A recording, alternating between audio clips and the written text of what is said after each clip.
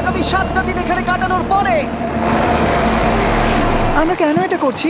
কন্টেন্টের জন্য এই ছুটি শুরু হচ্ছে, কিন্তু আমাদের প্রথম উদ্দেশ্য হলো এই সিটিটাকে এক্সপ্লোর করা আর একটা বাড়ির মতো সেফ জায়গা খুঁজে বার করা যেখানে আমরা আগামী 7টা দিন কাটাতে পারবো। এই বিল্ডিংটা এক্সপ্লোর করা দিয়ে আমরা শুরু করলাম। দেখা যাক এই ধ্বংসপ্রাপ্ত বিল্ডিংটায় কি কি রয়েছে। আমার মনে হচ্ছে এই কাঠগুলোর নিচে মেঝে রয়েছে। সেটা একটা ভাবেই জানা যেতে পারে। ঠিক আছে, এটা পাগলামি। এটা তো জম্বরটাই দেখতে পারবে। তার সাথে এই রূফটা আমাদের বৃষ্টির হাত থেকে বাঁচাবে। Wow! আমাদের থাকার জায়গা খোঁজার পরে আমরা ছাদে গেলাম হেলিকপ্টার থেকে রেখে যাওয়া সাপ্লাই ক্রেটগুলোকে খুলতে। চলো এই ক্রেটটাকে খোলা যাক ক্যাম্প বানানোর জন্য। আমাদের কিছু গিয়ার চাই। এই ক্রেটের ভিতরে সবকিছু আছে যা আমাদের আগামী 7টা দিন প্রয়োজন। তোমরা যদি ভাবো এগুলোকে আমরা সিঁড়ি দিয়ে কি করে নিচে নামাবো, বলে দিয়ে আমরা এগুলোকে ফেলবো। Oh! চ্যান্ডলার! দেখো এটা একদম সোজা নিচে নামছে। ক্রিস, এখন স্লিপিং ব্যাগের বৃষ্টি হচ্ছে। চ্যান্ডলার, এই নাও আমাদের ডিনার প্লেট। চ্যান্ডেলার, ওটাকে পড়তে দিও না।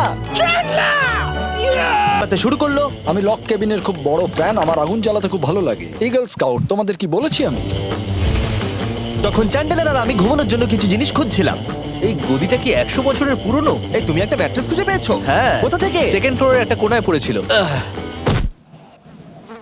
এটাতে তুমি শুয়ে পড়ো। Thank you. এটাকে র‍্যাপ করে নাও, না হলে পোকামাকড় তোমাকে জ্বালাবে। আমি এটাকে র‍্যাপ করব বারিটোর মতো। আর যখন চ্যান্ডেলার ম্যাট্রেসটাকে র‍্যাপ করছিল, আমরা তখন ঘুমাবো বলে ঠিক করলাম কাঠের দরজার উপরে। আমার মনে হচ্ছে তোমরা আমার থেকে বেশি কমফোর্টেবল হয়ে শুয়ে আছো। এখন থেকে পিঠে ব্যথা করছে। এই শহরে এখনো অনেকগুলো বিল্ডিং আমাদের এক্সপ্লোর করতে হবে। কালকের দিনটা দারুণ হতে চলেছে। চলো সকালে দেখা হচ্ছে। প্রথম দিনটা এই শহরে আমাদের সাধারণভাবেই কাটলো, কিন্তু সেদিন রাত্রিবেলা একটা অদ্ভুত ঘটনা ঘটলো। আমরা যখন ঘুমোচ্ছিলাম, মার্ক আর আমাদের ক্যামেরাম্যান কাঁচ ভাঙার শব্দে জেগে উঠলো, যেটা ক্যাম্প থেকে বেশি দূরে নয়। যেটা আমাদের ভাবাতে শুরু করলো যে আমরা ছাড়া সত্যি কি এই শহরে আর কেউ নেই।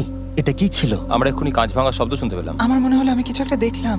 আর এই অদ্ভুত আওয়াজটা ছাড়া জোরে হাওয়াও আমাদের ঘুমে ব্যাঘাত ঘটিয়েছিল। তোমরা রাতে কেমন ঘুমোলে? খুবই বাজে। তাহলে ঘুম থেকে ওঠার পরে আমরা ব্রেক